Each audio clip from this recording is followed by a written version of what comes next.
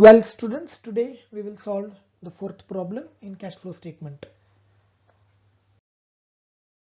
Following information, calculate cash flow from operating activity. Profit made during the year last year dash, current year 2,50,000. So net profit is 2,50,000. Income received in advance, it's a liability. Increase in liability, you should add 100. Prepaid expenses is treated as paid in advance current assets. So there is a decrease in current asset. You should add. Debtor is a current asset.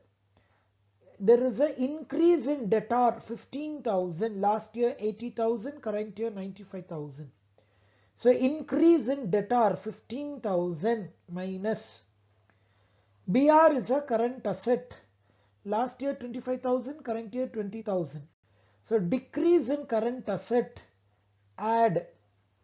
Creditor is a current liability, 45,000, 40,000. There is a decrease of 5,000. So you should minus. Outstanding expenses is a current asset. Last year 2,500, current year 2,000. So decrease in current liability, you should minus. Accrued income is a current asset. So last year 1,500, current year 1,200. So decrease in current asset, you should add.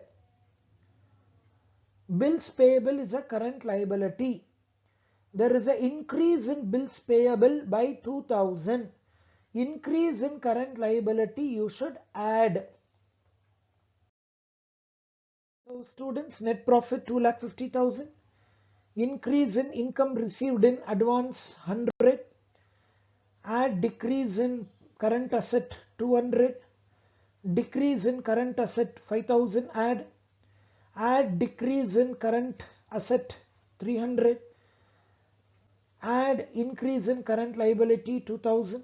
So total you get 2,57,600. Less increase in current asset 15,000. Less decrease in current liability 5,000. Less decrease in outstanding expenses, that is called current liability, 500. So you get net cash flow from operating activity 2,37,100.